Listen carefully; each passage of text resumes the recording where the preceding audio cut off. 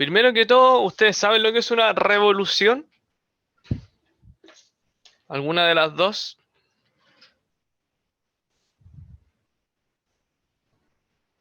O sea, sí, como lo que se tiene como en mente, como la Ya, idea.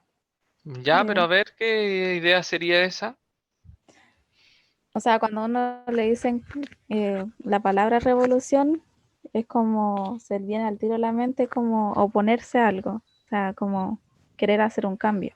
Ya, bien. Ese concepto del cambio, súper bien. Cuando usted vea el concepto de revolución, siempre se asimila al concepto de cambio. Pero no es cualquier cambio. La revolución es un cambio estructural, político, económico y social. Siempre la revolución va a afectar estas tres áreas. Y lo que nosotros vamos a ver es el primer gran cambio en una sociedad política y económicamente. Y este primer gran cambio se genera en el Imperio Ruso. Para que se dé una revolución, para que se den estos cambios estructurales que les estoy hablando, tienen que ocurrir ciertos elementos que gatillan o de alguna manera llevan a que la población necesite este cambio. Lo que sucede en octubre del 2018, si se encauzara de alguna forma a través de un partido político o a través de una tendencia política, y todas estas personas que están reclamando por el tema de una nueva sociedad y cosas así, si tuviera un partido político así como importante que fuera apoyado por todo este grupo de personas, lo más probable es que se llevarían a cabo elementos más, o sea, cambios más estructurales.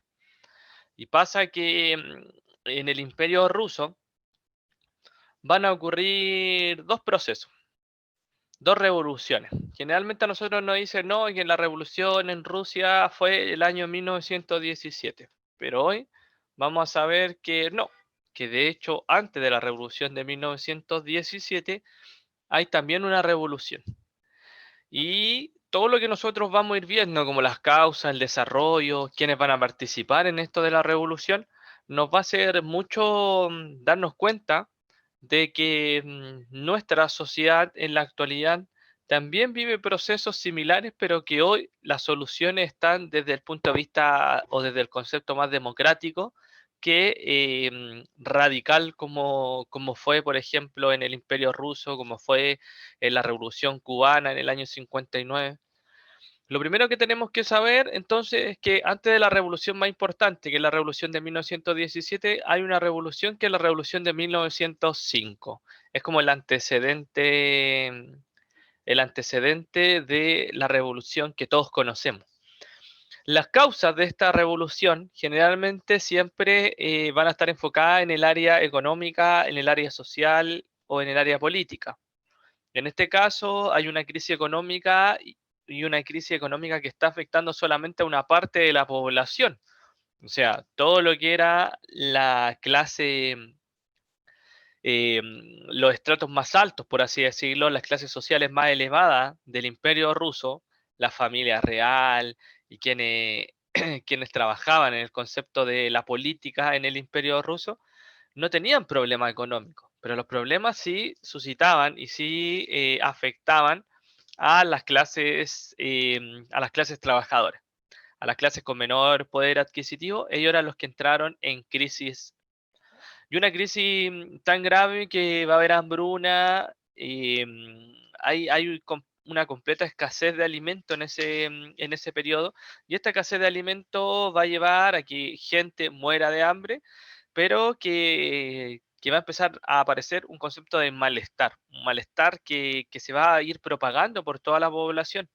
Y esto no difiere mucho de lo que hemos nosotros hablado con respecto a siempre que la clase alta o la clase que tiene poder es una minoría por sobre los que no tienen ese poder y sobre lo que son las clases medias y las clases bajas. O sea, si ponemos una comparación en cuanto a cantidad de personas, siempre nosotros vamos a tener que en la cúspide de poder o en las clases más poseedoras vamos a encontrar menos cantidad de personas. Y pasa esto, pasa que la gente se empieza a enojar, hay una crisis económica y más encima el imperio tiene conflictos limítrofes con Japón, ¿no? Con Japón, por un sector que se llamaba Manchuria, que después cuando lo estemos pasando en la Segunda Guerra Mundial es súper importante. Em, entonces este conflicto con Japón, Rusia va a perder este conflicto. Entonces, cuando el país, aparte de vivir una crisis económica, de estar en una crisis social, se enfrenta a una crisis militar en donde sale derrotado, el país queda completamente devastado. Cuando queda completamente devastado, van a empezar a sumarse cada vez más personas o más sujetos históricos a esta revolución. O sea, ya no solamente iban a estar los padres de familia, los obreros, sino también se van a empezar a agregar muchos estudiantes, se van a empezar a agregar, imagínense, soldados y oficiales de las propias Fuerzas Armadas del país, en este caso del reino. Entonces ahí ya nosotros como que, y ustedes deberían darse cuenta que no es cualquier proceso, no es cualquier reclamo. O sea, el malestar es tanto que los soldados y los oficiales también están de parte de quienes participan en la revolución. Entonces, como desarrollo, van a haber muchas manifestaciones, pero la más emblemática de todas ellas es el Domingo Sangriento. El Domingo Sangriento es una manifestación que terminó mal. Terminó mal porque en la otra diapositiva va a salir explicado por qué termina mal. Y hay una sublevación de los oficiales y los soldados de Marina, que también eran los que habían participado en la revolución, quienes se van a tomar un acorazado. Un acorazado es un barco, uno de los barcos estrella que tenía el Imperio Ruso. Va a ser em, tomado por estas fuerzas revolucionarias. Dentro de las consecuencias que tenemos nosotros es que se va a estipular el famoso Manifiesto Imperial de octubre de 1905, en donde Rusia se va a convertir en un Estado liberal y constitucional. Importante esto porque el Imperio Ruso era una monarquía. O sea, quien estaba al cargo era un rey que en Rusia se le llamaba zar. Entonces, la revolución de 1905 nos viene a establecer en la teoría la existencia de un Estado que fuera libre, o sea, que ya no va a depender de un rey, y que existiese una constitución. Acá nosotros nos tenemos que acordar cuando en formación ciudadana, en un inicio de las clases, nosotros hicimos la comparación entre las formas de gobierno. Que por una parte nosotros tenemos la democracia liberal y por otra parte tenemos una monarquía. Y entre ellas, perdón, o sea, hay diferencia. ¿Se acuerdan cuáles son las diferencias entre una monarquía y una democracia, por ejemplo?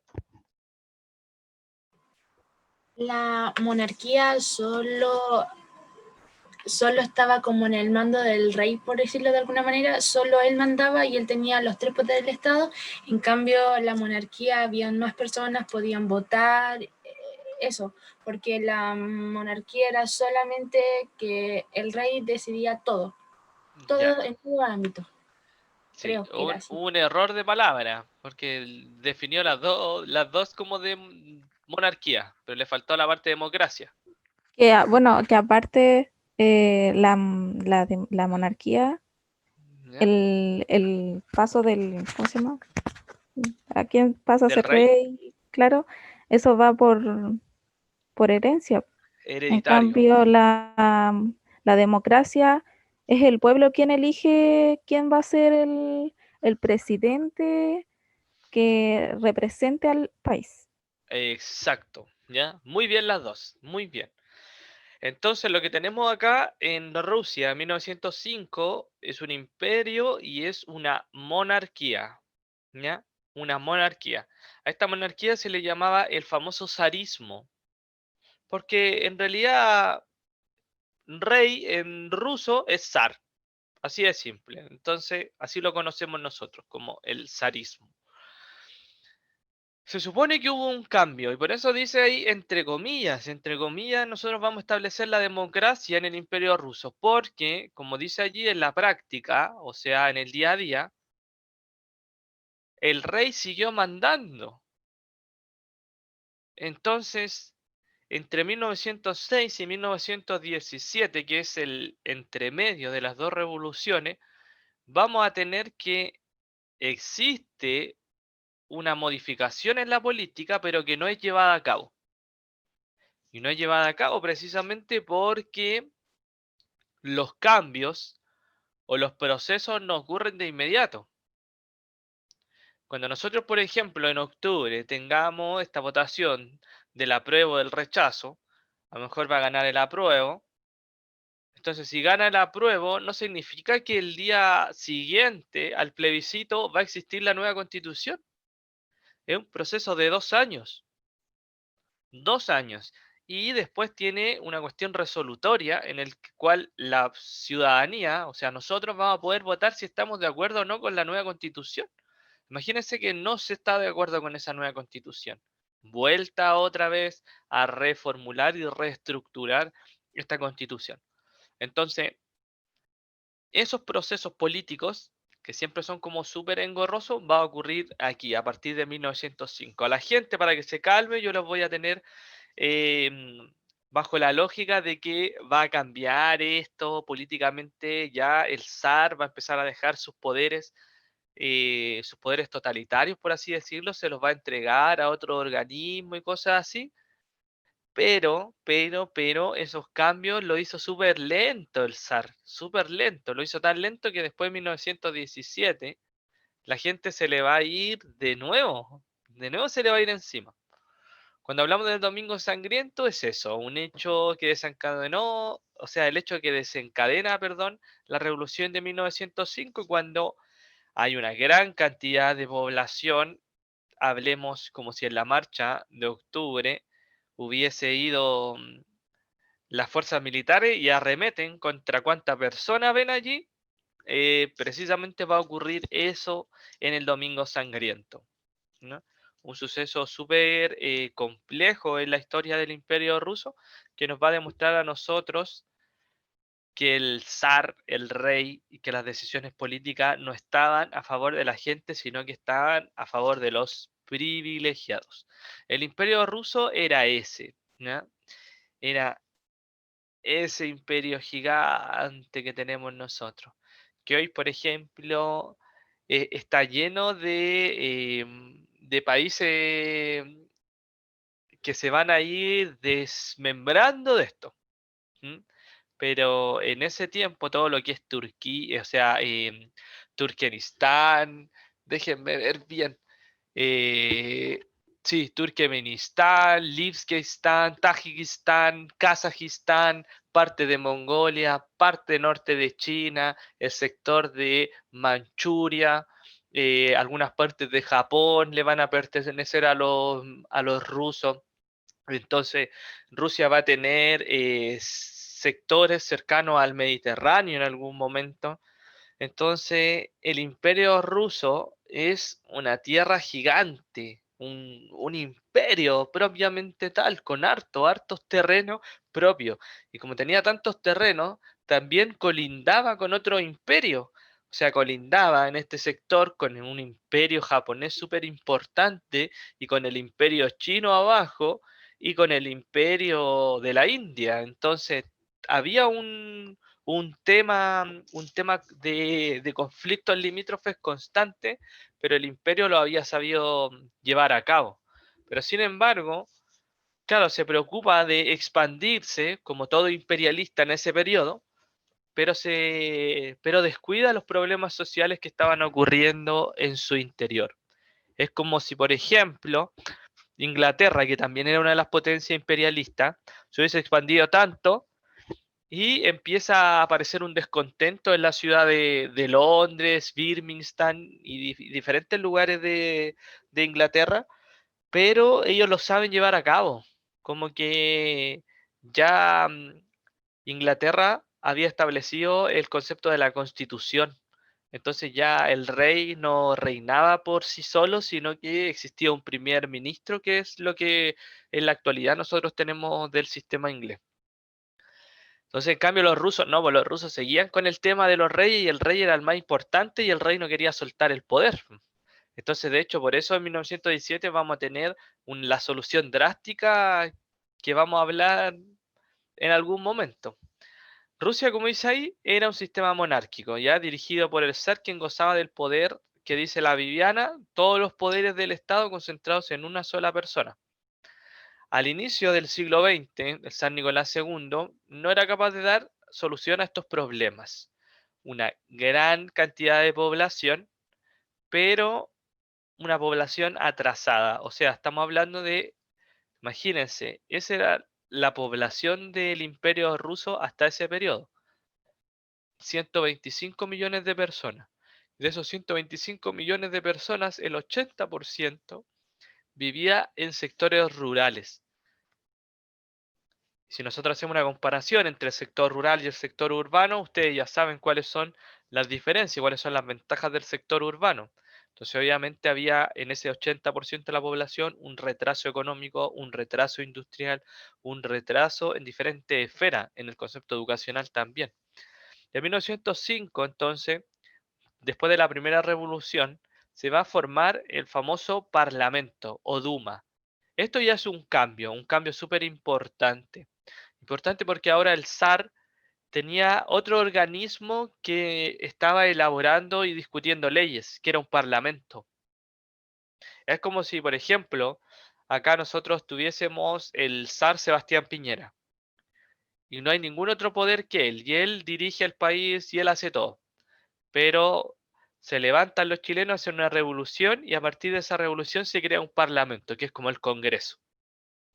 Duma, parlamento o congreso es lo mismo, ¿no? Una foto del zar Nicolás. Dentro de la Primera Guerra, obviamente, ya lo habían conversado con la profesora Anita, ya lo había explicado ella, Rusia aparece como de los países que están participando en la Primera Guerra Mundial, pero en el año 1917, producto de todo este caos que era enviar a Rusia a una guerra mundial, siendo como estaba la cosa interna, la gente no le parece la decisión del zar. Entonces, ante los avances de los alemanes, Rusia va a decidir salirse de la guerra. Pero no se sale de la guerra porque estaba siendo derrotada, no, se sale de la guerra porque necesitaba dar solución a los problemas internos que tenían ellos. Entonces, en 1917, la solución es que este Congreso se va a poner de acuerdo y va a constituir un gobierno provisional. ¿Por qué un gobierno provisional? Porque encontraba que Nicolás II, la familia Romanov, este zar no estaba encauzando al imperio ruso por buenos caminos. Entonces, ¿qué es lo que va a hacer? La solución perfecta, saca a Nicolás II del cargo y pone un gobierno provisional. Provisional se refiere a que va a ser por un momento mientras está ocurriendo este tema de la Primera Guerra Mundial. Con esto automáticamente se terminan, imagínense, 300 años en donde la misma familia había estado en el poder. Lo que dijo la compañera, lo que dijo la compañera en una parte, Daniela nos menciona, el poder es hereditario. Imagínate, 300 años heredando el poder había tenido la familia Romanov. Esta Duma, ¿ya? O Congreso va a convocar a partir del gobierno, ¿cómo se llama? De este gobierno provisorio, va a convocar una asamblea constituyente. Y aquí ya como que empiezan a sonar conceptos re parecidos. La asamblea constituyente, imagínense un elemento que ya se utilizaba en ese tiempo, eh, para decidir obviamente el sistema de gobierno que adoptaría el país. Sin embargo, este gobierno provisorio no es capaz este gobierno provisorio, acuérdense que lo había establecido el Parlamento, no es capaz de resolver la crisis económica, ni sacar al país de la guerra. Entonces va a empezar a surgir otra agrupación importante, que van a ser los famosos soviets. Sí, tiene mucho que ver los soviets con lo que, ¿cómo se va a llamar después? Acuérdense que se llama em, la República Socialista Soviética, y es precisamente porque está compuesta de diferentes soviets. ¿Qué son los soviets? Como dice allí en la izquierda, son agrupaciones o asambleas de trabajadores en general, obreros, como dice ahí, soldados, campesinos, que van a surgir en diferentes lugares para oposicionarse a lo que era el zar. Un soviet, como en la actualidad, sería como los cabildos que se van generando en diferentes comunas, y así esos cabildos obtuvieran una mayor participación política y fueran más radicales en sus posturas, tendríamos nosotros algo parecido a lo que era en ese tiempo un soviet. O sea, los soviets van a tomar tanta importancia que van a organizar un congreso. O sea, ya no era el Congreso o el Parlamento que se había hecho en 1905, porque lo consideraban que no había hecho las cosas bien, entonces la gente tampoco le gustó esa solución que habían dado. Entonces, ¿qué es lo que hacen? Se organizan en su propio Congreso. Lenin, un personaje bien conocido en esto de la Revolución Rusa, va a ser el líder de uno de los grupos revolucionarios, los bolcheviques. De ahí va a salir las divisiones, para que no se me estresen antes de tiempo. Esta persona había sido exiliada en 1905, producto de que eh, había detentado o quería un cambio más radical, quería llegar y sacar a Nicolás II, entonces no le funcionó, lo llevan al exilio y allí en el exilio va a establecer las famosas tesis de Abril, y es que él durante su exilio organiza el país, lo organiza de tal forma que cuando él llega, él tiene como la solución, que son las famosas tesis de Abril. Y con esas soluciones, ¿cuáles eran las soluciones? Por ejemplo, que para solucionar el problema interno del Imperio Ruso, lo primero que había que ir, o sea, lo primero que había que hacer era retirarse de la guerra. Lo segundo, decía, había que redistribuir la tierra. No es posible que la tierra esté en manos de unos pocos, porque no se está trabajando. Entonces, ¿qué hacen? Redistribuyen la tierra. A todos los obreros le empiezan a entregar sus terrenos.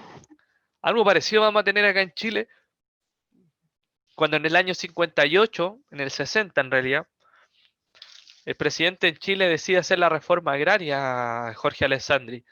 Entonces, era una especie de lo mismo, una redistribución de la tierra. Se le ocurre también la idea a este gobierno de tomar el control de la fábrica, esta fábrica que obviamente el dueño de la fábrica no era el trabajador, sino que era el jefe, y que el jefe de alguna forma les pagaba re poco a los trabajadores. Entonces, ahí automáticamente va creando eh, una posición de los trabajadores completamente diferente a la que había. Cuando hablamos de bolcheviques, mencheviques, son los grupos en los que estaba dividido este partido socialdemócrata que era el Partido Revolucionario. Por una parte, los mencheviques, que era la minoría, menchevique, un concepto ruso que significa minoría, querían seguir, como dice ahí, al pie de la letra la teoría de Marx, del marxismo, y establecían, perdón, y establecían que para generar una revolución el país primero tenía que ser capitalista. Marx era un político económico que decía que el capitalismo era malo, que tenía algunos vicios y había que eliminarlo. Entonces, este grupo, que era la minoría, quería hacer eso, quería eliminar el capitalismo, pero resulta que en Rusia no existía el capitalismo. Entonces, ¿cuál era la idea de los mencheviques? Llevar a Rusia hacia un capitalismo para, posterior a eso, generar el concepto de la revolución. En cambio, los bolcheviques decían, no, también vamos a seguir la idea de Marx, pero obviamente vamos a hacer automáticamente la revolución. Esta revolución que está haciendo de los burgueses, porque los burgueses son los que se empiezan a organizar y le empiezan a quitar el poder al rey, la vamos a transformar en una revolución socialista y la vamos a llevar en contra de la monarquía y el capitalismo a la vez. O sea, eran más radicales. Entonces, en octubre de 1917, imagínense, los bolcheviques se organizan, asaltan el Palacio de Invierno, que era la sede de este gobierno provisional que habíamos dicho, derrocan este gobierno de Kerensky, que era quien había quedado a cargo de este gobierno provisional, y convocan a un congreso de los soviets. El mismo congreso que habían formado ellos, ahora ya va a ser el congreso oficial. Y quien va a quedarse a la cabeza de este gobierno va a ser el famoso Lenin. Lenin, en su cargo, va a empezar a establecer ciertos elementos. Lo primero, por ejemplo, que hace es firmar la paz con Alemania. El tratado Brest-Litovsk es el tratado de paz que firma con Alemania para que de alguna forma no seguir entrando en conflicto. El nuevo gobierno, como dice ahí, va a empezar a expropiar los latifundios y va a empezar a controlar las empresas. Y estos latifundios y estas empresas van a ser ahora manipuladas y manejadas por los mismos obreros. Entonces, a partir de 1917 en Rusia, nosotros vamos a tener una, ya se genera este cambio estructural y se empieza a establecer que va a haber un solo partido político y que ese partido político es el Partido Comunista.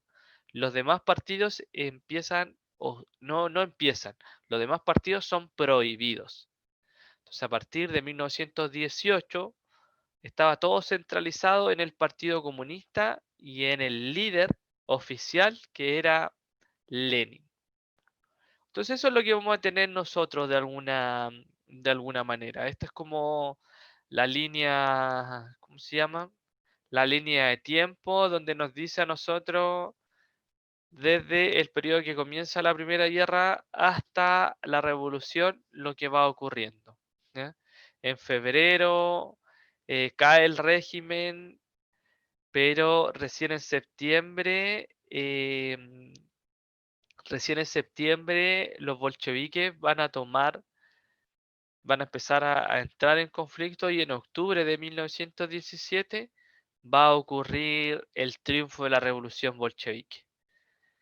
Cuando se habla de repente en la prueba de transición, en la ex-PCU, hablaban sobre dos revoluciones.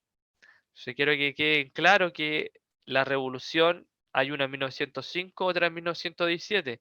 Y en 1917 también hay dos revoluciones, como súper enredado, pero en febrero es la revolución burguesa, en donde cae el zarismo, y Rusia se va a convertir en una república, pero esta idea no le gustaba a los bolcheviques, transformarse en una república.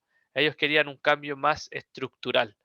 Entonces, en octubre del 17 ellos rompen con esta república y establecen un nuevo sistema de gobierno en donde existía un solo partido político y no se aceptaban los demás. Pregunta, ¿cómo se llama ese sistema de gobierno en donde hay un solo partido político?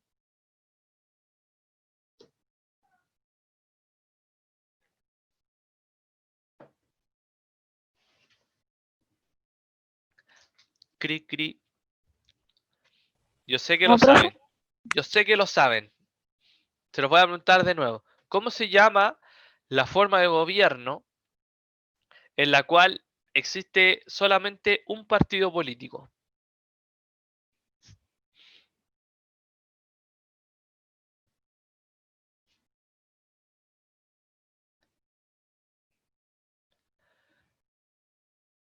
lo pasamos. Mira, estaba por una parte la democracia, estaba por otra parte la monarquía. ¿Cuáles eran los otros sistemas de gobierno que existían? Hay unos como súper emblemáticos durante la Segunda Guerra Mundial. Gobierno de Mussolini, el gobierno de Hitler. ¿Cómo se llamaban esos gobiernos? profe. Dígame. No sé si está bien, pero algo de como monarquía parlamentaria o no tiene nada que ver con eso. No, esa es una variante de la monarquía. Se Ah, ya. llamaban totalitarismos. ¿Se acordaban o no? O sea, ¿se acuerdan ahora cuando se los menciono? El concepto de totalitarismo. Sí, sí, sí. Ya. Ah, ya. Sí, sí, sí, sí. Ya. El totalitarismo. Ese era el gobierno en donde existe solo un partido político y no se aceptan a los otros. ¿Ya? Para que no se le olvide. Es importante porque después cuando la próxima semana veamos el tema de la Segunda Guerra Mundial, yo les voy a mencionar que una de las cosas, o sea, de las cosas importantes de la Segunda Guerra Mundial es la existencia de estos gobiernos en donde existía un solo partido político. Entonces, con eso vamos a encontrar nosotros las famosas consecuencias de todo esto, ¿no? Consecuencia, se elimina una monarquía con todo este tema de los privilegios, las desigualdades. Se establece un gobierno comunista en Rusia que desde 1923 se va a llamar la Unión de Repúblicas Socialistas Soviéticas. Rusia, imagínense, desde 1917 a 1923 se transforma en una potencia política, económica, científica y militar. Mi pregunta entonces, ¿por qué creerán ustedes que les fue tan fácil a Rusia, estando pero súper mal económicamente, transformarse en una potencia en 6 años?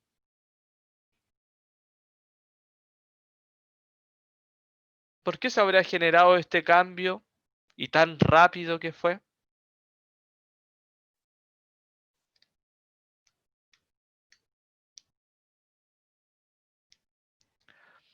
Daniela, Viviana, ¿alguna se le ocurre o no?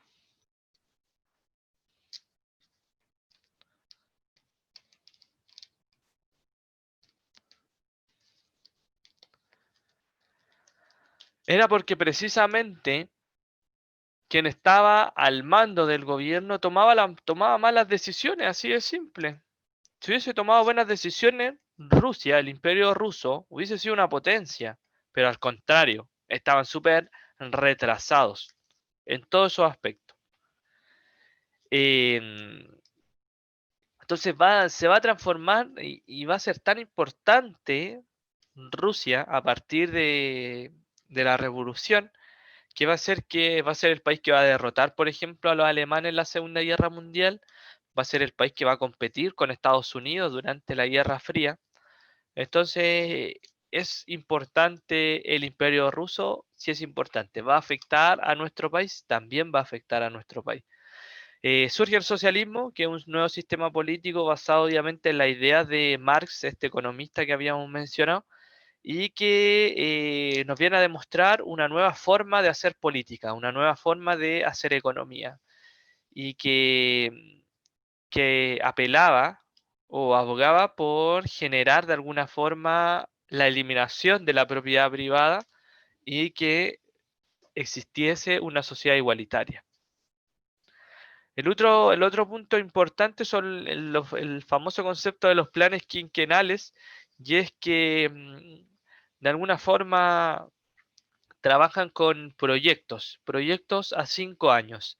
Y estos proyectos eran con metas para los trabajadores, metas para la industria, metas para todo el tema de la economía, y de acuerdo a esas metas es que se va estableciendo un camino por el cual llevar al imperio ruso, en este caso ya la república, o sea, la Unión de Repúblicas Socialistas Soviéticas hacia el desarrollo. Y va a funcionar. De hecho, hasta el año 1986 aproximadamente, Rusia va a estar compitiendo directamente con Estados Unidos. Posterior a eso empiezan una serie de conflictos que va a hacer que Rusia a finales de los 80 ya deja de ser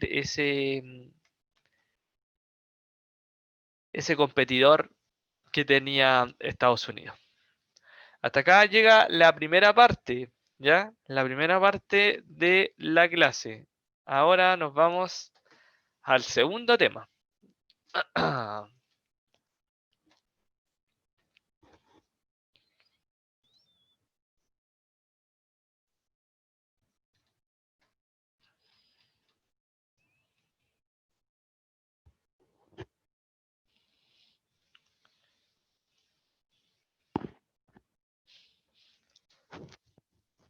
Ya, ¿están viendo el PPT o no?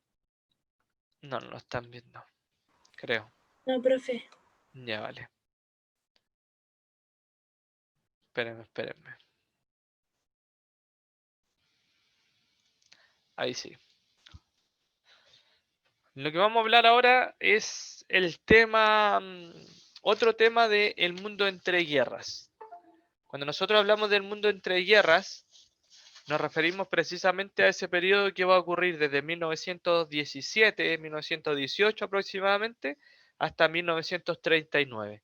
En estos años, en medio de las dos guerras mundiales, en medio de la Primera y de la Segunda Guerra Mundial, perdón, de la Primera y de la Segunda Guerra Mundial, nosotros nos vamos a encontrar procesos históricos.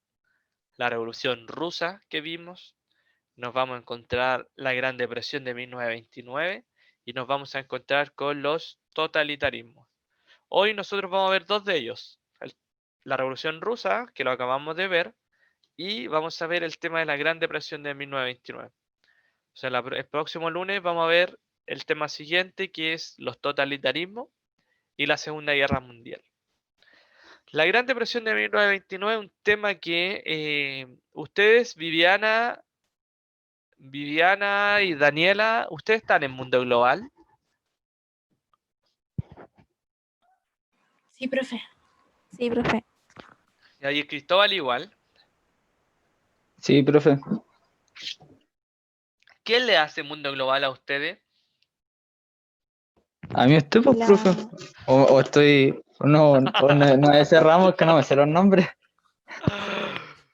No, a mí me yo hace la de... profe Anita. No, Daniela. No, pues Mundo, ¿No? Mundo Global. ¿O Mundo no? Global. Hasta más Ay, no perdí. sé. Mira. Yo le hago a Oye, tercero medio, ¿no? Ustedes. o sea, yo le hago a todos, ¿viste? Sí. Ni yo sé, ya. Ay, Yo ¿verdad? le- Conmigo tiene un solo Lo formación siento, ciudadana. Ya. estoy confundida. Daniela, me confundiste con la persona ni nada. Yo tengo voz de mujer, pero no tanto. Lo siento, profe, son muchas materias. Sí, sí, sí, y tendemos a enredar, ¿no? No, no les pasa solamente a ustedes. Em, ya, entonces, en Mundo Global, nosotros vimos lo que era el concepto de las crisis económicas. Y una de las crisis económicas que vimos fue precisamente la Gran Depresión del 29. Lo que vamos a ver hoy es como un repaso. De hecho, lo vamos a pasar bien rápido porque ustedes igual ya lo han visto de alguna manera. Lo primero que tenemos que saber y ubicarnos es que esto es el periodo entre las guerras mundiales, terminada la Primera Guerra Mundial y antes de que ocurriese la Segunda Guerra Mundial. Entonces, en este periodo de entreguerra, vamos a tener que Estados Unidos, que es donde ocurre el inicio de esto, de la Gran Depresión de 1929, va a caer en una crisis. Una crisis económica, pero fatal. Fatal, fatal. Cuando hablamos de crisis económica, ahí, no sé si ya se acuerdan un poquito de estos gráficos. ¿Se acuerdan o no? No, no se acuerdan. Ese silencio y es que no se acuerdan. Ya, pero bueno. Dentro de un gráfico usted va a tener estos tres elementos. Cuando nosotros hablamos de crecimiento económico, un crecimiento económico, algo que está creciendo económicamente si nosotros comparamos este comienzo con esto. Ahí automáticamente nosotros nos damos cuenta que existía un crecimiento económico.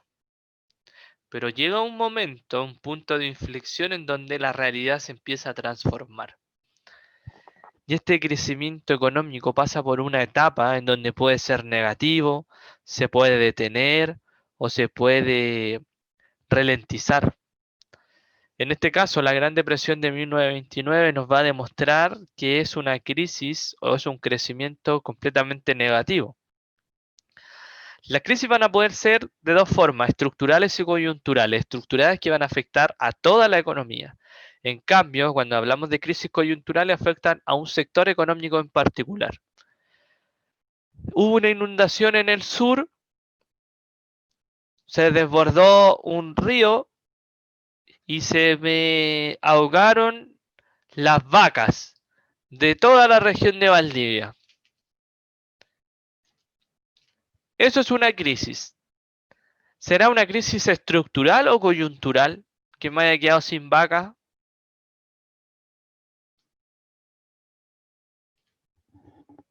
Súper fatalista el caso que di, pero pongámonos en el caso. Nos quedamos sin vacas en Chile, sin producción ganadera, bovina. ¿Es una crisis estructural o es una crisis coyuntural? ¿Está afectando a toda la economía o a un sector de la economía?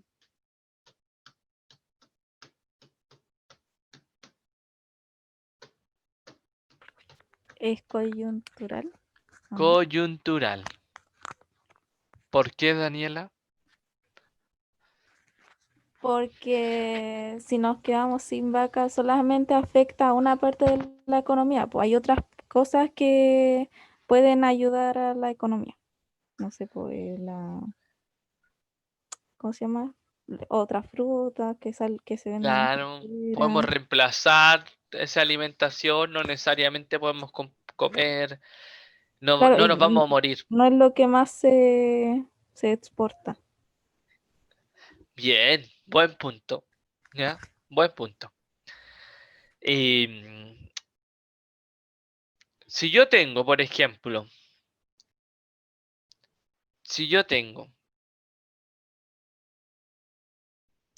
un terremoto en Chile, ¿será una crisis, los efectos económicos serán estructurales o coyunturales? Estructurales, ¿Por qué van a ser estructurales, Viviana? porque afecta a todo el país, porque el terremoto no siempre así, claro, en un lugar específico, pero se expande en todo el país. Ya. Además que un terremoto podría afectar de distintas maneras, no solamente como que se desarma una casa, puede afectar de muchas maneras. Por ejemplo, cuando pasó el terremoto del 2010, ¿Ya? se cortó la luz en algunas partes, se cortó el agua, entonces mucha gente necesitaba agua, mucha gente necesitaba comida, entonces, y en todo el país, no en Ya. una parte del país. Para la producción en muchos lugares, genera cesantía, También. hay cantidad de muertos, entonces es complejo el tema de los terremotos. Generalmente los terremotos ocurren estos efectos estructurales. Pero por ejemplo, una crisis estructural es la crisis que estamos enfrentando nosotros económicamente en la actualidad en nuestro país. Una crisis que ha afectado a diferentes sectores, porque yo creo que usted, a lo mejor sus propios familiares, todos tenemos algún cercano que se ha visto afectado económicamente hablando por el tema de esta crisis que es, imagínense, una crisis sanitaria, pero que va a repercutir en la economía, pero complejamente, onda, aumentando todos los meses el tema de la cesantía. Entonces, no es lo mismo el coronavirus, que se me inunde el sur y que se me desborde un río. Y ahí ustedes ven lo complejo que puede ser, porque cuando hablamos de una crisis estructural, como la crisis que se está viviendo en la actualidad,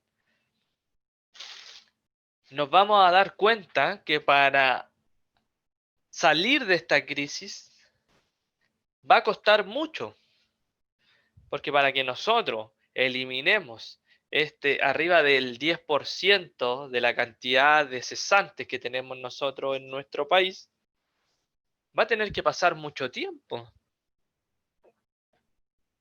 A diferencia de lo que dijo la compañera con respecto al tema de la carne, onda, no sé, yo pierdo las vacas, pero tengo el pescado, tengo las ovejas de más al sur, y así podemos, de hecho, importar carne, la gran cantidad de la carne que venden, por ejemplo, en los supermercados, en las carnicerías, no es de origen nacional, origen argentino, paraguayo, en Brasil. Todos esos países traen carne para esto, para nuestro país. Entonces ahí nosotros nos damos cuenta el tema de las crisis, lo que puede transformar, perdón, cómo puede ser una crisis de compleja. La crisis en la actualidad es una crisis estructural. En el caso que se genera una crisis, por ejemplo, la que vamos a estudiar nosotros, es una crisis que no existe un aparato o un organismo que controle la emisión o la producción. Entonces, a mí en 1929, la crisis de 1929 se va a generar porque la oferta de productos va a superar a la demanda. Eso quiere decir que si estaban necesitando 10 comedores, el productor hizo 100 comedores. ¿Qué hace con los 90 restantes? ¿Ustedes qué harían si hacen 100 comedores con silla y toda la cosa y resulta que vendieron 10 y no le van a comprar más? ¿Qué hace con los otros 90 comedores?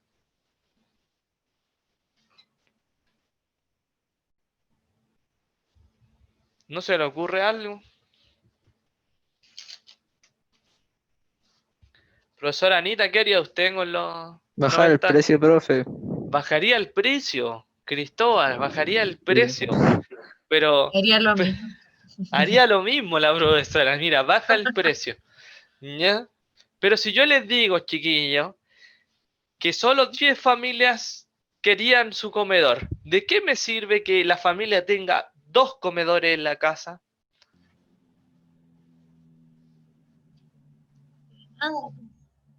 De nada.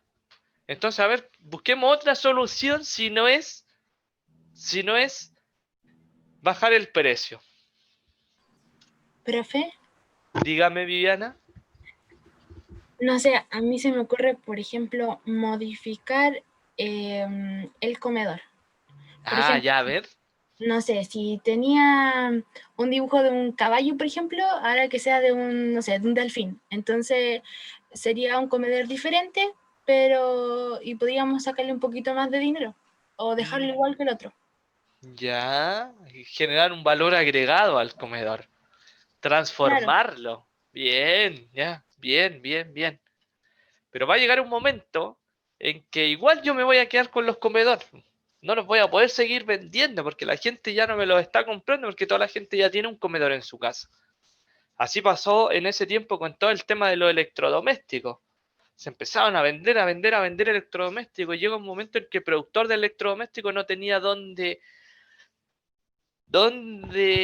no tenía lugar para vender su electrodoméstico porque ya toda la gente había accedido al electrodoméstico. Entonces, ¿qué es lo que hace este productor?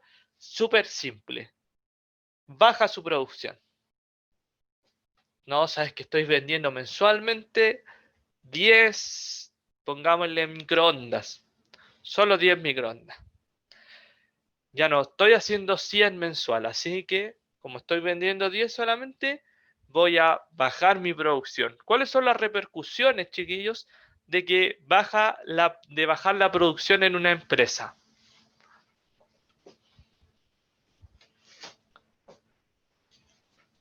Se genera menos dinero, ¿no? Ya hay una pérdida de ganancias. Bien. Si yo pierdo de ganar, ¿en qué me afectará en una empresa? Se puede ir a la quiebra. Se puede ir a la quiebra, ¿ya? ¿Qué otra cosa más puede pasar?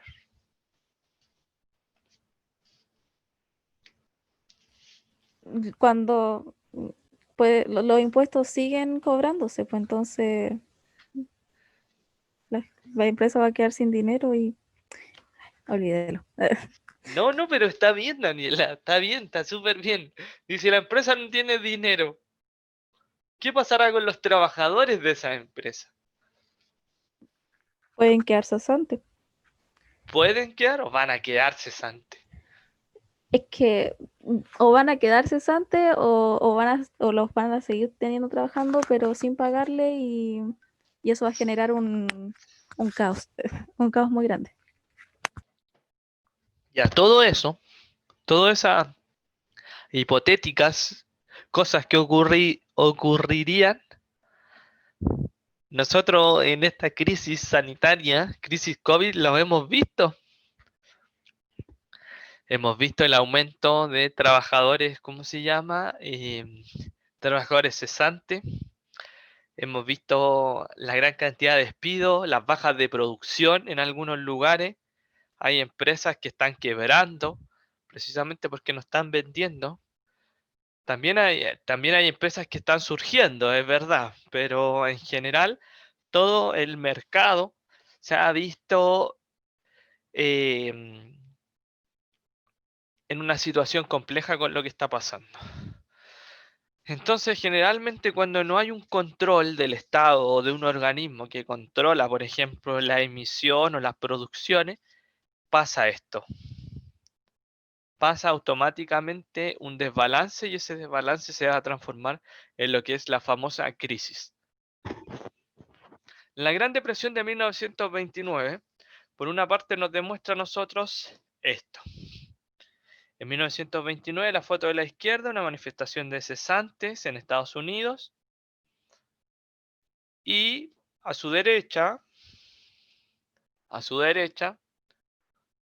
una manifestación de trabajadores en Alemania en 1933. ¿Qué nos dice a nosotros entonces la Gran Depresión del 29 a través de estas dos imágenes?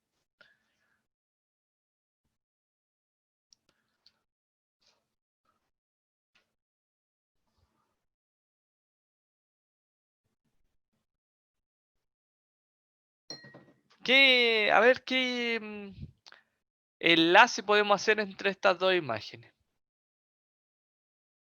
La imagen de la izquierda, ¿de qué país es?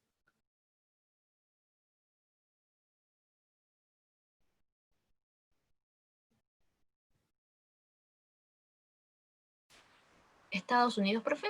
Estados Unidos. ¿Y la de la derecha, de qué país es? Alemania. Y la de la izquierda, ¿en qué año fue? 1929, Y la de la derecha, 1933, ¿cuál fue primero? la de Estados Unidos.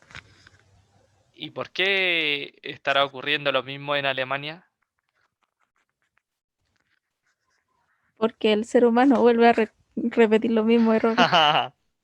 Porque el ser humano no aprende. No, por otra cosa. Porque Estados Unidos era una gran potencia y las repercusiones de la Gran Depresión de 1929 le va a afectar a todos los países.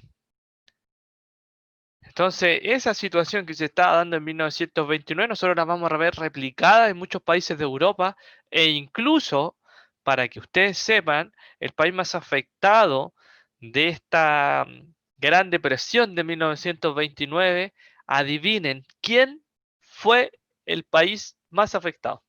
Chile. Chilito. Chilito es el país más afectado según la Sociedad de las Naciones en ese momento. Ya, esto era parte de lo que se veía en ese momento, después de una época de esplendor que había tenido Estados Unidos en la década del 20, los famosos felices años 20 o los locos años 20, se termina esta década con esto, la pobreza. ¿Mm? Las consecuencias sociales con respecto al tema de la Gran Depresión van a ser fatales. Gran cantidad de suicidio, gran cantidad de personas viviendo en la calle, muchos desalojos. Claro, porque la década del 20 había sido muy próspera, pero era próspera bajo el concepto de la especulación, que de ahí lo vamos a ir viendo. Antes de que ocurriese la Gran Depresión de 1929, lo que ocurre en octubre de ese año, ya habían habido varios atisbos, por así decirlo, o señales de que esto en algún momento iba a ser crash, por así decirlo. ¿Mm? Ahí nosotros vemos precisamente el caos generalizado, multitudes de gente, manifestaciones frente a los bancos. ¿Por qué frente a los bancos? Porque, por ejemplo, había mucha gente que guardaba su dinero en los bancos, pero los bancos van a quebrar. Y como quiebran los bancos no le van a devolver el dinero a los trabajadores o a la gente que tenía guardado su dinero. Entonces, esos trabajadores que habían confiado en estas instituciones bancarias para guardar su dinero, se van a quedar sin dinero para pagar sus deudas. Y como se quedan sin pagar sus deudas, automáticamente sus acreedores le empiezan a exigir el pago de deudas si ellos no tenían dinero. Entonces, ¿qué hacen los acreedores? Le empiezan a confiscar sus bienes. Por eso hay muchos desalojados, hay una crisis compleja bajo esa lógica en lo que ocurre en Estados Unidos. Los antecedentes de esta Gran Depresión van a ser, primero, que va a ser la Primera Guerra Mundial. La Primera Guerra Mundial nos entrega, como ya lo vienen con la profesora Anita, que Estados Unidos la potencia se transforma en la potencia hegemónica. Se transforma, como dice allí, ahí, la principal potencia económica del mundo. Un título que tiene hasta el día de hoy, pero ficticiamente, porque nosotros sabemos que ahora el control económico lo está guiando otro país. Estados Unidos como que le cuesta aferrarse a esa idea que no todo es para siempre. Entonces, como primera o principal potencia económica del mundo, va a ser el país acreedor. Acreedor significa que le va a prestar dinero a las potencias después de la guerra. Le va a prestar dinero a los franceses, a los ingleses, a los alemanes, a los serbios, a diferentes países de Europa que habían sido devastados por la Primera Guerra Mundial. Entonces, para recuperarse, para reestructurar su economía, piden créditos. Entonces, esto va a hacer que Estados Unidos, como potencia, como acreedor, va a seguir surgiendo y va a iniciar esta etapa que les digo yo, los felices años 20. La década de 1920 es súper próspera para ellos. Tan próspera que se van a transformar en el mayor productor a nivel nacional, productor de todos los elementos, sobre todo del concepto bélico, pero también el concepto de los electrodomésticos que decíamos delante. Pero, como tienen tanto dinero ahora, y como carecen de un organismo que fiscalice todo esto, empieza a aparecer el concepto del crédito, pero un crédito indiscriminado. O sea, yo le estoy dando dinero a toda la gente. Tengo tanto dinero que le presto dinero a la gente. ¿Y tú quieres dinero? Toma dinero. Profesora Anita, ¿quiere dinero? Tome, profesora. Cristóbal, ¿quieres dinero? Toma, Cristóbal. Y ahí, así Estados Unidos estaba entregando dinero para todos, todes. Pero resulta que lo estaba entregando indiscriminadamente. La gente que obtenía ese dinero feliz, Feliz, oh, mira, me hicieron un préstamo, así que con este préstamo voy a comprar algunos productos. Ya, y se ponía a comprar productos. Es lo que tenemos hoy como el endeudamiento y la tarjeta de crédito. Es exactamente lo mismo que está ocurriendo en ese periodo. Entonces, toda la gente ahí endeudada. Pero hay gente que en vez de comprarse algo para la casa, se dedica al tema de comprar acciones. Comprar acciones en la bolsa. O resulta que esta industria de comedores vende harto y estaban vendiendo parte de su, o sea, la empresa llegó a tal nivel que ahora se está dividiendo en acciones y podemos comprar acciones. Y si compramos acciones de esta empresa, significa que si ellos siguen vendiendo, nuestras acciones van a subir. Entonces, esa es la idea. Es como la gente que compró acciones al principio de Netflix. O cuando Amazon, por ejemplo, no valía lo que vale hoy. Entonces, toda esa gente ha multiplicado sus ganancias. O sea, el dueño de Amazon es multimillonario ahora. Entonces, a lo que voy yo es que esa es la lógica de las acciones en ese tiempo.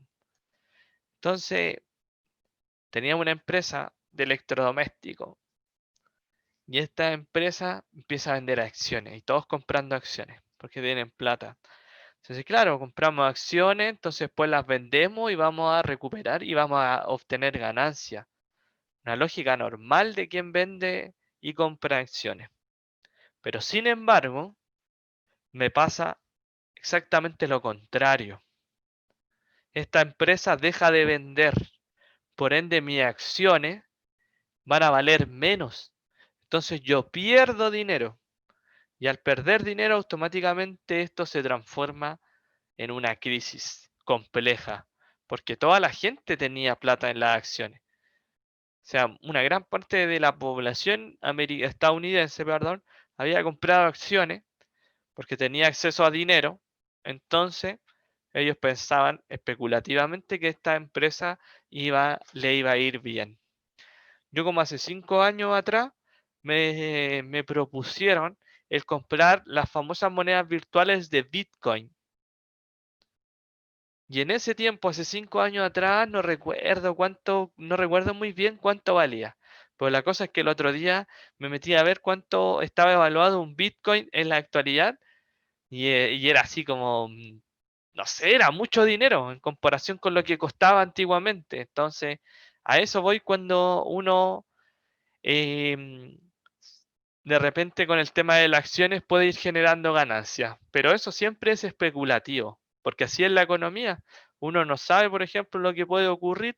No sabía que iba a ocurrir el tema del coronavirus y muchas industrias se fueron a la quiebra. ¿Qué habrá pasado con personas que invirtieron, por ejemplo, acá en la esquina de mi casa hay como un street center y hay un caballero que había puesto un local de hamburguesa y estábamos todos expectantes el año pasado para ver el tema de la hamburguesa, a ver si eran ricas y toda la cuestión. Y ocurre octubre, estallido social, ¿no? No lo pudo abrir el caballero durante ese tiempo. Y posterior a eso, ¿no? En enero, en febrero, abierto, pero resulta que después llegó marzo y se cerró y ahora el caballero tuvo que vender todo. Entonces, es un caso súper cercano. Y yo me imagino gente que a lo mejor había justo el año pasado, en septiembre del año pasado, invirtió así mucho dinero en algo.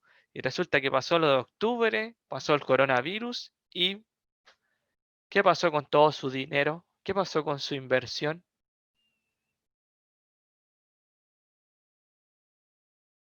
¿Habrá sido productiva o no? ¿Habrá obtenido ganancias?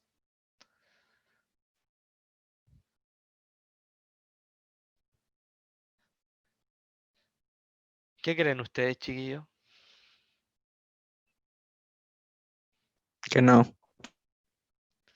Oye, Cristóbal, Viviana, Daniela, ¿ustedes saben de algún caso parecido, no? ¿Han escuchado de algo? Así pareció a lo que les estoy contando yo, de gente que por el tema del COVID y el estallido social se fue al carajo su economía.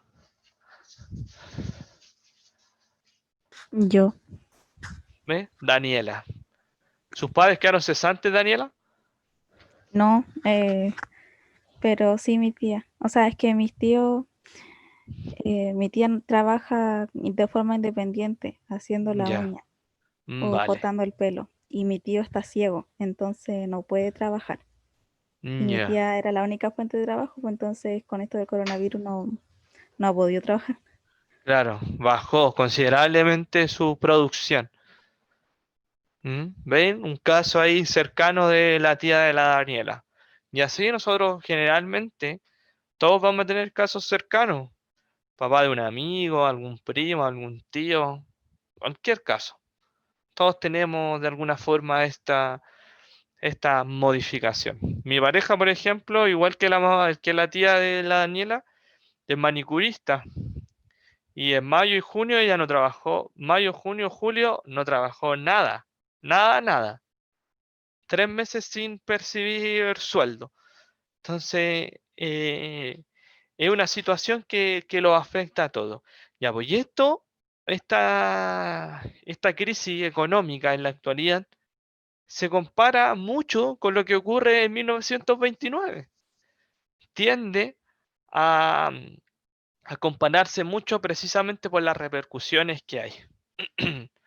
Estados Unidos, como la gran potencia económica, esas eran las cantidades de deudas que tiene. Entonces, Estados Unidos cae en crisis. La solución para Estados Unidos era exigir la devolución de todas las deudas que tenían todos los países con él, po. Sabes que no tengo dinero, así que bueno, no tengo dinero, pero ¿saben qué? Mira, los ingleses, los franceses, los italianos, los belgas, los polacos, los checoslovacos, los yugoslavos, los rumanos, todos me deben dinero, así que empecemos a cobrar, pues dice Estados Unidos. Empecemos a cobrar, ya. Y le empiezan a pagar. Y muchos de los países no tenían para pagar dinero. Y aún así Estados Unidos exigiendo, pero resulta que los países recién estaban despegando económicamente y no, chiquillos, no podían pagar sus deudas. Estados Unidos no pudo recuperar, o sea, después lo va a recuperar, pero en ese momento no puede recuperar el dinero que había pedido, o sea, que había prestado. Entonces queda en una situación súper compleja, porque los países estaban empobrecidos, quien le había prestado dinero estaba en crisis económica, no le podían pedir dinero a nadie, así que todos tenían que de alguna forma arreglársela solito. Ahora, desde 1929 en adelante. Por eso nosotros cuando en la próxima semana veamos el tema de los totalitarismos, lo vamos a relacionar mucho con esta situación precisamente. Los felices años 20, como les decía yo, es un periodo en donde empiezan a aparecer nuevos productos tecnológicos, nuevas expresiones artísticas también importantes, pero aparece el concepto del crédito y el endeudamiento. A través, o sea, se empieza a masificar, perdón, este concepto y esto nos va a llevar a que la población empiece a acceder a nuevos productos. Pero sin embargo, la prosperidad económica no fue igualitaria para todos los sectores. No todos los países se van a ver beneficiados de la misma manera. Por ejemplo, la agricultura no va a tener una alza económicamente. Los trabajadores agrícolas van a seguir o van a permanecer bajo la lógica de lo que siempre han ganado. Y es cosa de, por ejemplo, en la actualidad, no sé, yo me pongo a comparar la agricultura con la industria. ¿Qué me genera más ganancias, chiquillos? Yo les digo, oye, a ver, ¿ustedes qué quieren? ¿Ser profesionales o trabajar en el campo? ¿Dónde van a ganar más dinero?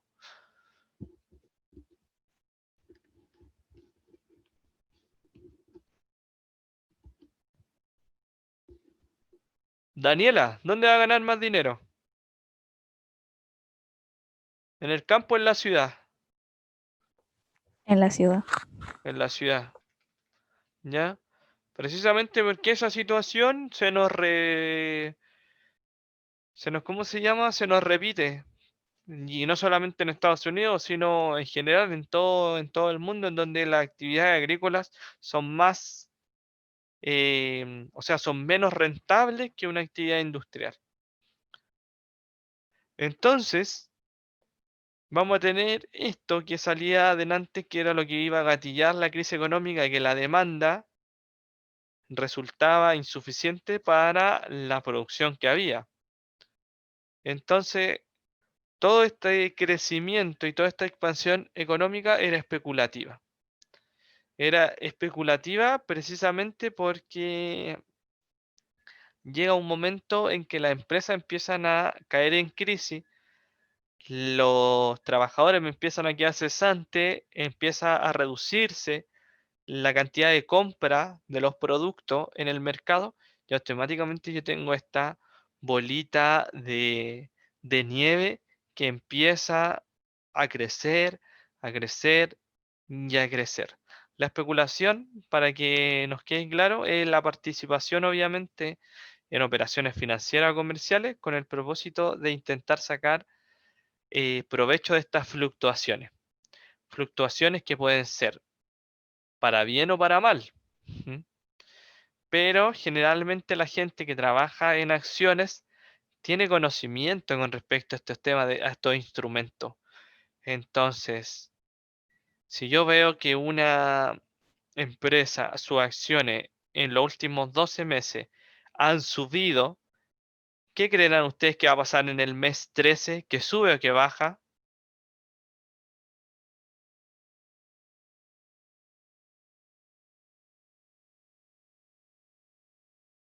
Mes 1 subió, mes 2 subió, mes 3 subió, mes 4 subió, mes 11 subió, mes 12 subió, el mes 13, ¿qué le va a pasar?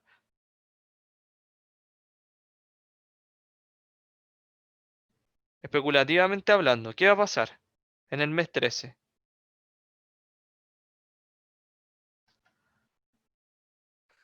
Puede subir, pero es que quizás pueda también bajar.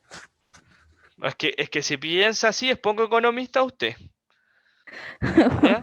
Pucha, lo siento. Claro. O sea, tenemos 12 meses que sube, no tendría por qué el mes 13 bajar, más o menos que resulte que en otro país hay una guerra y hay un conflicto que está afectando el valor del petróleo y el valor del petróleo me va a afectar a mi negocio. ¿Mm? Pero si no es así, no tendría por qué bajar. Entonces resulta, claro, compro acciones en ese mes 12 y resulta que el mes 13, 14 me empiezan a subir mis acciones. Entonces, los economistas trabajan bajo esas lógicas. ¿Por qué creerán ustedes que los accionistas siempre ganan tanto dinero? Esta gente que se dedica a esto es porque ve este tema y lo analiza y se dan cuenta que es una situación de la cual se puede sacar provecho, la especulación. Se puede sacar provecho porque, por ejemplo,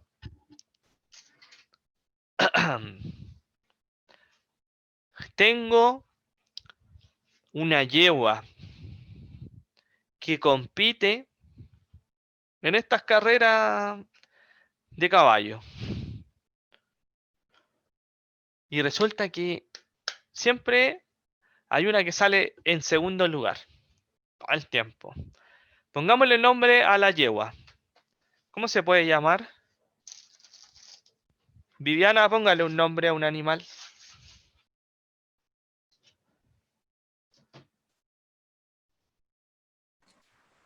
Cielo.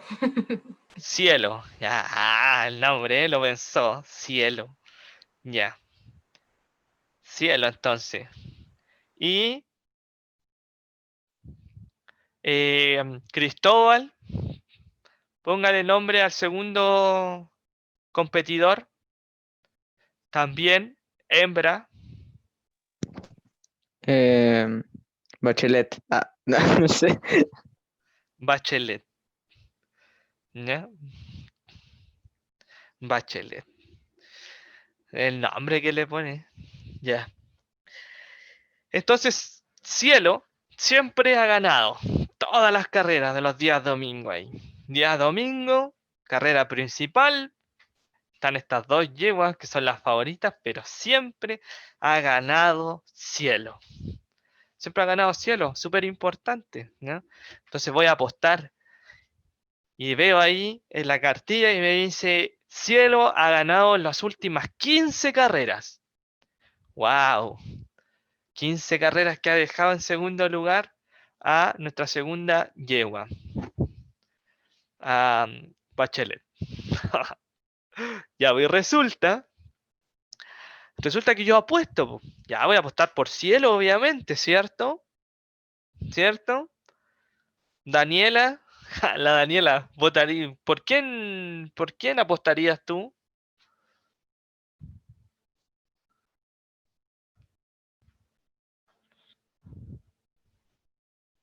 Lo está pensando.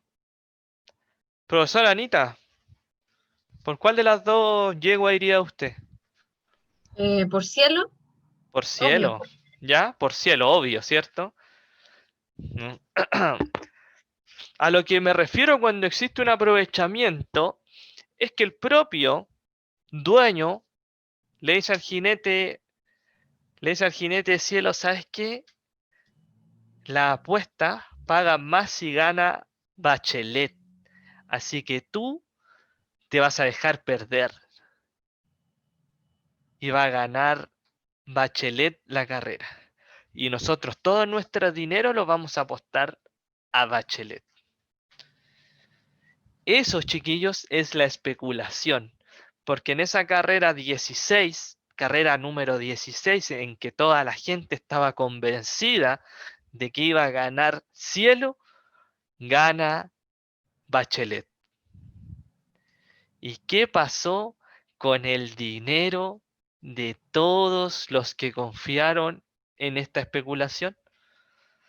¿Qué pasó con el dinero que puso la profesora Anita en esta apuesta?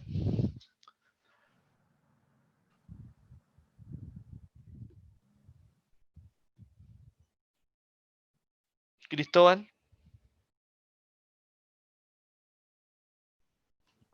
Eh, no sé, ¿pero se pierde o se lo lleva el otro, la claro, gente mitad y que mitad, apostó por el...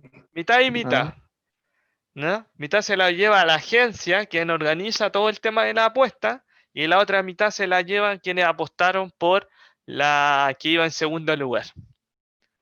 Entonces eso es especulación, y nosotros, nuestra vida y nuestras situaciones y nuestras decisiones siempre están basadas en procesos especulativos. Vamos con el tema de las carreras. Cristóbal, tú mismo, ¿qué quieres estudiar? licenciatura en música. Música, sí, me había dicho, Sí, licenciatura en música, para dedicarse al tema de la producción también, ¿cierto? sí. Eso, existe la opción de que le vaya bien y que le vaya mal, ¿cierto? Sí. Porque lamentablemente el tema de la carrera musical acá, el instrumento, por así decirlo, no es una actividad rentable en nuestro país, lamentablemente, y todo el tema del arte es lo mismo. Pero el hombre se puede ir a otro lugar, a otro país, donde sea reconocido por su trabajo, por su trayectoria. Entonces siempre nosotros vamos a estar en esta lógica de especulación. Oye, yo estudié pedagogía, pues resulta que estudié 6 años, 5 años pedagogía, y resulta que en mi segundo año de trabajo pierdo la voz. ¿Qué pasó con mi carrera?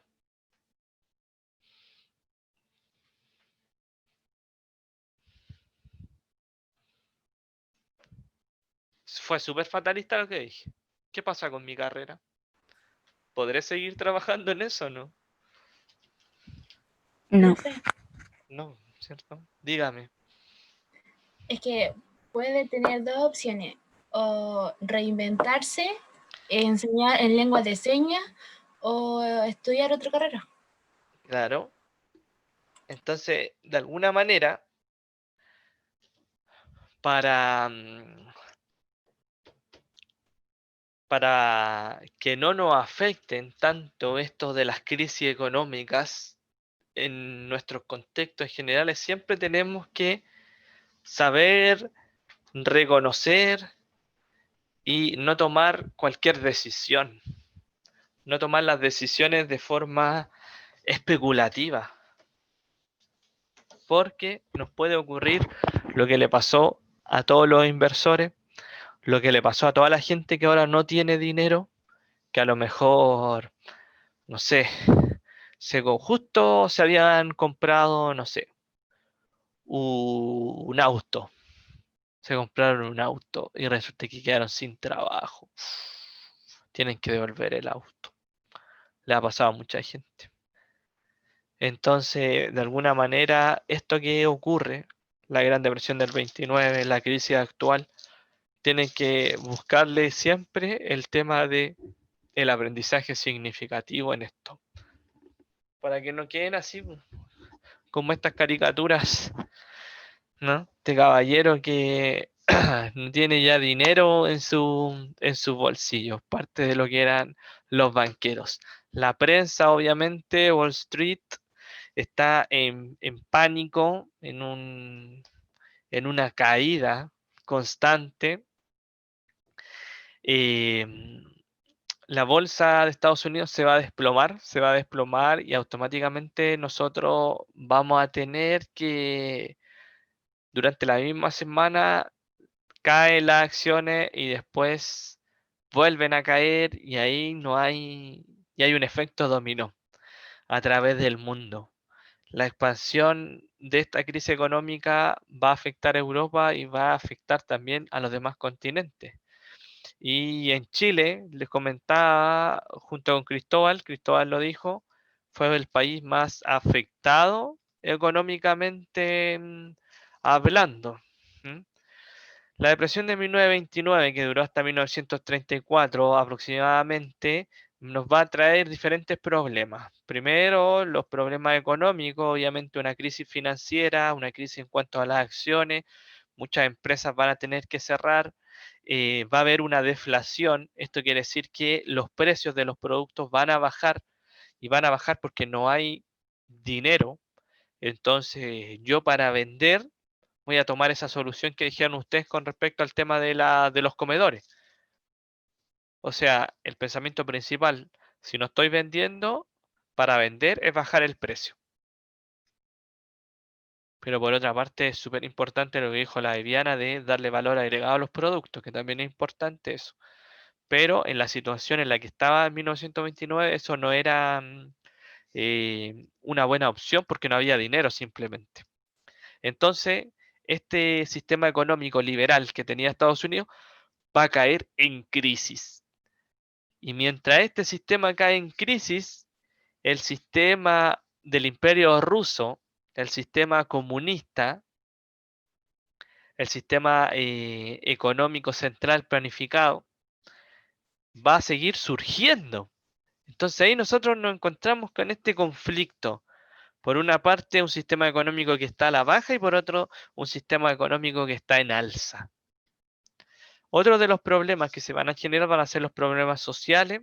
Lo hablamos en todas las crisis económicas. Nosotros vamos a tener un aumento en el desempleo y que me aumente el desempleo significa que me va a aumentar también el tema de la pobreza, la marginación, me va a aumentar la delincuencia, la hambruna.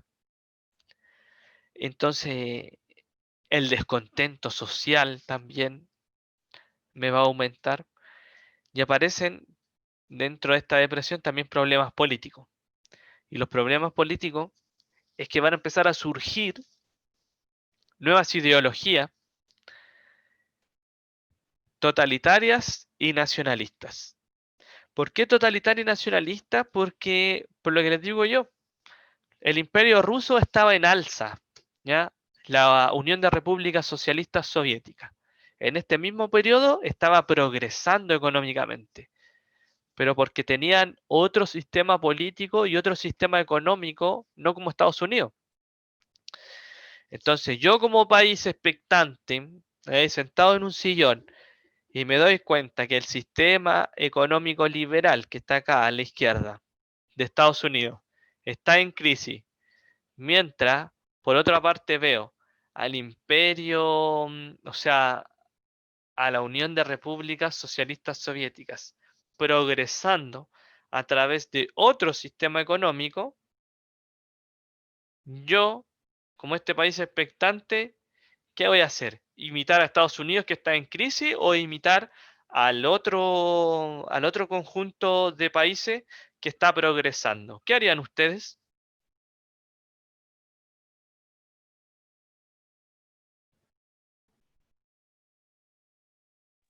Imitar al país que Sí. está progresando. ¿Cierto?